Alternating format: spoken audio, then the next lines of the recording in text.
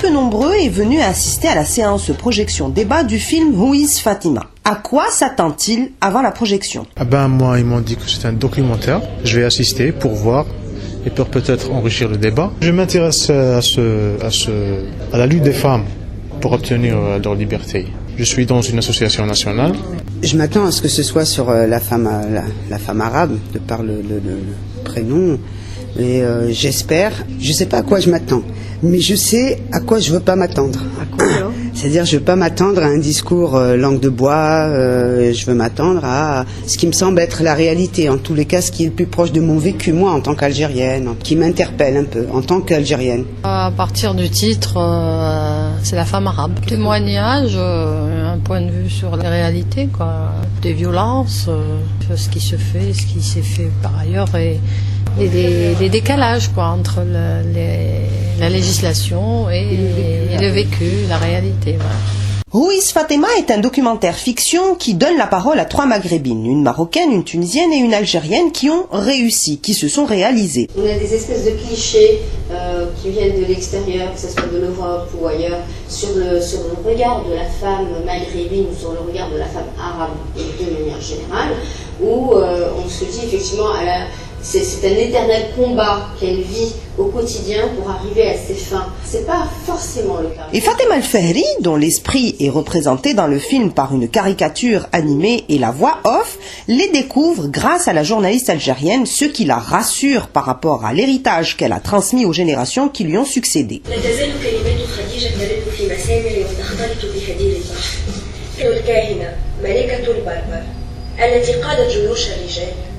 ووحدت القبائل تحت رايتها دفاعا عن أرض أجدادها. لو كان للقصبة الشامخة أمام البحر وديارها الكثيفة بالتاريخ لسان للهج بذكر نساء أخريات. Dans le public, lors du débat, les réactions étaient partagées. Le film ne reflète pas réellement les difficultés qu'on rencontre. C'est trop lisse, c'est trop beau. Est-ce que c'est ça les réalités des choses? Moi, je ne crois pas. Le film était vraiment positif parce que ce que je voulais voir, c'est que Fatima El-Fehri, elle dort tranquille parce que pour elle, la femme, elle continue le combat. C'est-à-dire, elle voulait voir est-ce que le combat de la femme s'arrêtait à elle. Les animateurs du débat partent avec des hypothèses et à l'arrivée, ils sont parfois surpris. Amin Hattou, cinéaste et graphiste, a déjà travaillé dans la pub. Je me suis dit, bon, on va avoir un public assez cinéphile, etc., qui va peut-être aller tout de suite juger sur la technique, etc. Et j'avais peur, en fait, qu'on part sur le discours conditions féminines, etc., alors qui fait partie aussi de la question, mais nous, ce qu'on voulait et ce qu'on veut, c'est avoir cette réflexion encore sur l'image, sur la réception d'image de la femme au Maghreb ou dans le monde. On a dit des choses que j'avais, parce qu'on a fait une tournée quand même de quelques wilayas, et c'est vrai qu'on a quelques interventions très intéressantes, etc., et on a relevé d'autres points qu'on n'a pas eu la chance de relever dans les précédentes projections. Je peux appeler ça une bonne séance de débat. Après la projection du film et d'autres supports visuels et le débat, voici les réactions de Yasmina et Mouna qu'on a écoutées au début du reportage. Pas mal, moi ça j'ai apprécié. Je m'attendais pas à ça, donc c'est une belle surprise. Surtout qu'il y avait le débat. C'est encore mieux. Et d'un vrai débat, je trouve que pour une fois, les gens se sont lâchés, ont été sincères. Il y avait différentes générations, dommage pas beaucoup de monde. Les gens ont dit vraiment ce qu'ils pensaient, ce qu'ils ressentaient, et il y a eu même une évolution dans la courbe du débat, du début à la fin.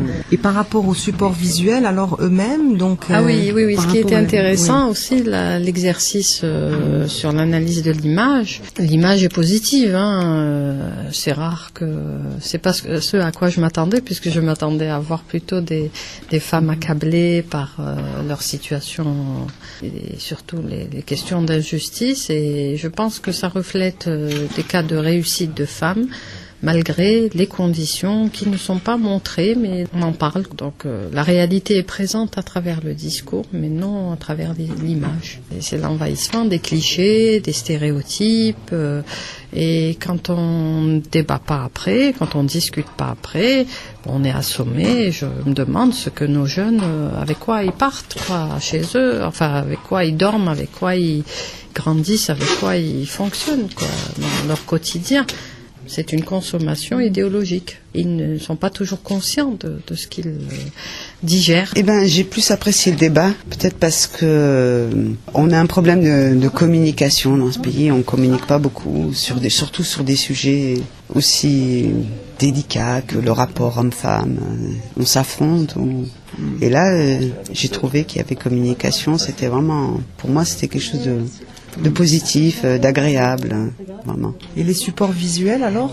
Le film, oui, c'est Fatima. Bon, c'est vrai qu'il y avait cet aspect positif de montrer, mais en même temps, bon, je suis restée sur ma faim. C'était un peu policé, un peu stéréotypé, pas dans le sens auquel je m'attendais, style l'accablement de la femme, violence, etc.